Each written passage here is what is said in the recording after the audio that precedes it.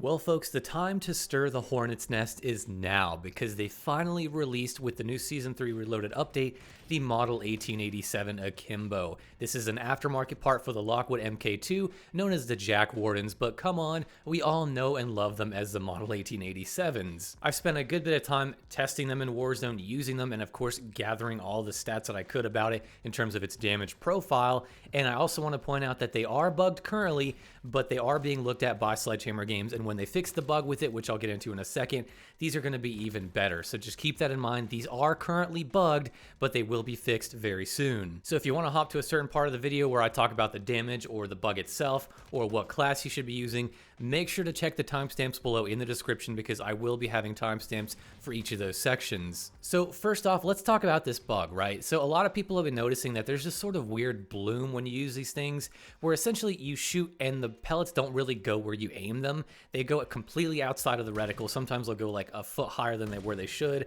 or just weird things like that. And this only really happens when you shoot them together. So if you shoot these things, both triggers at the same time, you'll notice that it's very inconsistent, and that's because the pellets don't go where you aim them. If you alternate them, it doesn't have that effect, but most people aren't going to know that, and most people are just going to go in shooting them at the same time, and so they're just going to think that it's like, this is really bad, this is terrible, I'm not even getting hit markers. It's just because it's bugged. Once it actually starts to work as intended, it's going to feel a lot better, and trust me, these things are pretty formidable up close, as you'll see soon from the damage profile that I got from testing them. And speaking of the damage profile, let's go ahead and take a look at that real quick. Now this thing has a rate of fire of roughly 95 rounds per minute. This is hand tested. It could be a little bit off, but this is basically shooting just a little bit faster than the Lockwood 680 pump action, which was already pretty good in terms of how fast that thing could shoot. This is going to feel even faster. Now, if you take a look at the damage and the ranges, out to about 4.6 meters, you deal 120 damage per shotgun. So if you fire both of them at the same time, preferably when it's fixed and not bugged,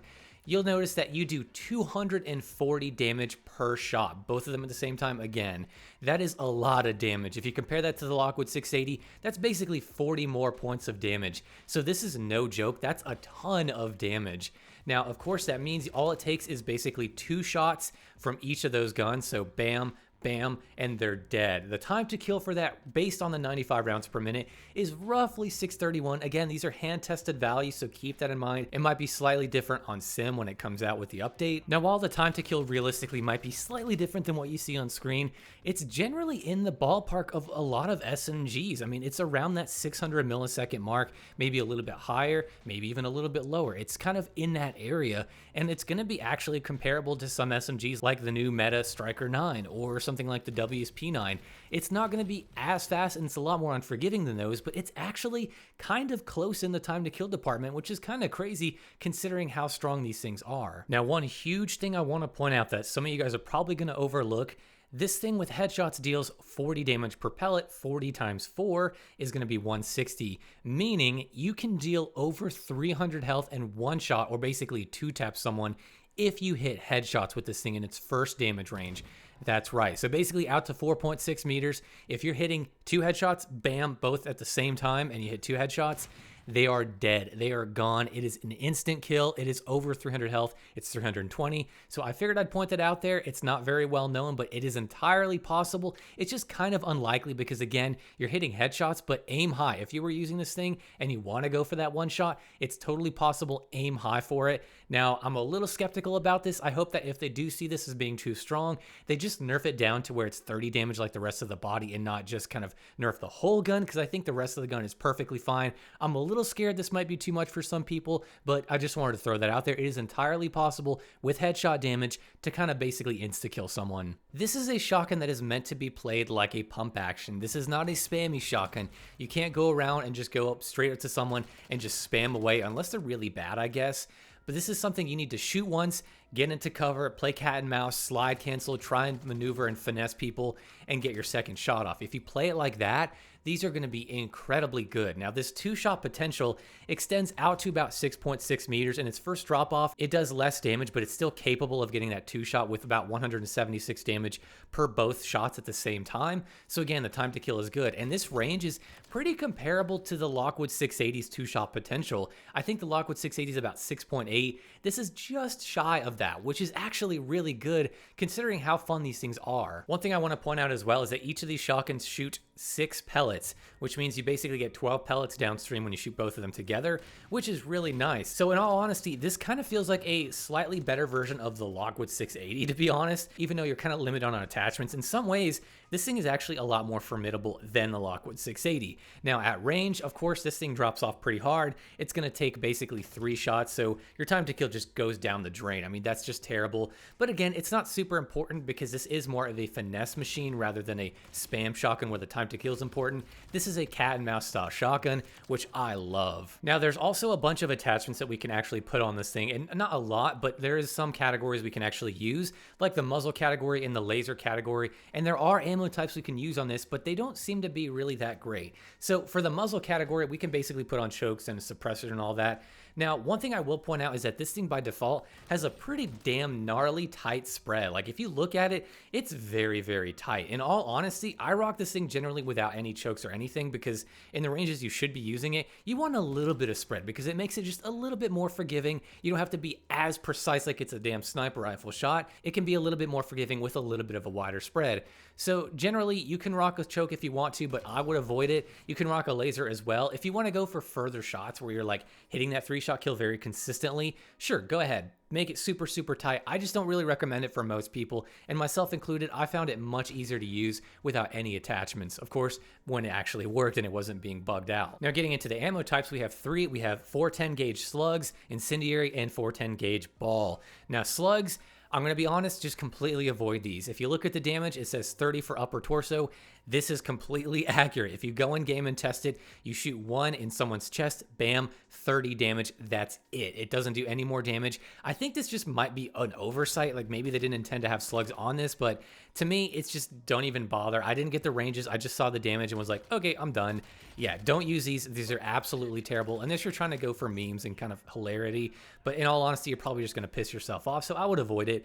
Then we have 410 gauge incendiary. Now with this, they lower the initial pellet damage, and if you look at the damages, it's really not as good as the base ammo. They kill your range a little bit, so your 2-shot is really out to about 2.5 meters, and that's it. After that, out to about 4 meters, it's gonna take about 3 shots, and then it just drops off worse after each range. I don't really recommend it. It's got flames, it's kind of fun, but I really, really don't recommend it. Just use the base ammo. Trust me, it's well worth it. And then we also have 410 gauge ball, which basically has the identical damage profile as the base ammo, but the only difference is that it's capped at 3 pellets worth of damage, which is really kind of funny and strange. So instead of doing about 120 damage per shot, you deal 90. In the next range, instead of 88, you deal 66. So you can see kind of the pattern going on here. These are more niche. They give a tighter spread, which is kind of fun. You can snipe people at really, really ridiculous distances, but it's going to take 5, 6, whatever shots, and you only have 6 rounds in the gun, by the way. So it's just kind of there. It's not really super good. I wouldn't bother using it again. It's just kind of niche and kind of funny, I guess, but very useless. I would say completely avoid all these ammo types. They are not worth it in the slightest to me at all. Now, in terms of what class you should be using, I'm going to be honest, I think just the base gun itself, just putting on the conversion kit, is totally fine. This is probably the best way to run it for most people, I would say, and it's just great overall. Now, if you want to go crazy, there's a few different ways you can do that. First of all, if you want to put on something like the Crown Breaker choke or the laser, like something like the, I don't know, the Verdant Hook cylindrical laser, you can actually get this thing to be incredibly tight. It looks goofy, not super practical, I guess, unless you're super, super accurate with your shot. Again, it's fun. It'll make you more consistent at ranges, but I don't think you should be using it at those ranges where it makes a difference, really. So I would say just stick with the base gun itself, and that's pretty much it. Another fun way you can go about this is putting on a suppressor. Use something like the SA MX50, anything that really hurts your range the less. Since aim down sights time isn't really affected much because we're Akimbo, we don't aim down sights, you can rock pretty much anything. Just make sure you keep an eye on the range. You don't want to hurt your range too much. That's why I generally go with something like the SA MX50. Now, another even crazier way to run this, if you want to be a little bit more of a daredevil or have a little bit more of a forgiving hipfire spread, one thing you can do is use the Scarlet Cylindrical Laser. Now, if you look at the stats for this thing, it gives you insane hipfire spread min, but it really hurts your max spread. Now, this is generally something you don't want to do with shotguns, but with this one, since it's already so tight, if you equip it, you'll notice it starts to feel more like kind of an Akimbo snake shot with like a very short barrel or something. It gives you a lot more of a wide spread, which can be good. This is actually surprisingly useful. And I would say that if you want to be super, super up close, like just get in people's faces and just spam the hell out of them as much as you can, this is probably a good laser to try and run because, again, it's hurting your hipfire spread, which will actually kind of work well for a shotgun like this because it's already so tight when it comes to that spread. So just something to consider. Maybe rock a suppressor, maybe rock the Bryson choke. If you want to go crazy, rock a choke and a laser. If you want a little bit more spread, use that cylindrical Scarlet laser. Also, just want to point out this thing basically has no sprint to fire speed. It's like 30 milliseconds like the WSP Swarm. I don't know why Akimbo weapons have that pattern, but I'm totally okay with it. This thing is fun. Okay, so I've been talking a lot. Now I want to talk even more and share my overall thoughts on this shotgun in Warzone. Where do I see it in sort of the meta of the shotgun category? Do I really, really enjoy it? First off, I want to say I'm kind of in love. These things are so badass. They have such a great animation. They look so cool. They feel just like you want them to in every way imaginable. They are so damn fun to use. Granted, when they aren't bugged. Keep in mind, they are bugged currently, like I said. Now, when they fix it, I do think that this is going to be a very strong option for a lot of CQB players who know how to move and use pump action shotguns. Like I said before, this is a shotgun that you want to be using with finesse and movement. You do not want to go up and straight spam someone. It's okay in that regard. The time to kill is not terrible, but in more cases than not, you're going to get shredded by the next Striker 9 or the next meta SMG that there is. It's just going to kill you faster than you can think. So in my opinion, get your shot off, get to cover, jump around, move around, be as mobile as possible, and get your second shot off. Never try to fire this thing too far out. This thing is about as meta as the Lockwood 680, which is a great option for a lot of mouse and keyboard players. I think that this is going to be in the same boat. This is going to be very similar to the Lockwood 680, plays very, very similar, and it's very, very strong. Keep in mind, this does the most damage you can possibly do with a shotgun. If you fire both at the same time, we're talking 240 damage. It will crack people like nobody's business. Overall, I just gotta say, I am in love with these things. Like, they're just amazing. They feel so good. I was very skeptical at first. I was super worried they're gonna make them super strong where they just kind of two-tap and everybody's dead and like 10 meters away, like the Lockwood 300 was with the dual trigger. I was really worried it was gonna be like that, be used so much and then it gets nerfed into the ground.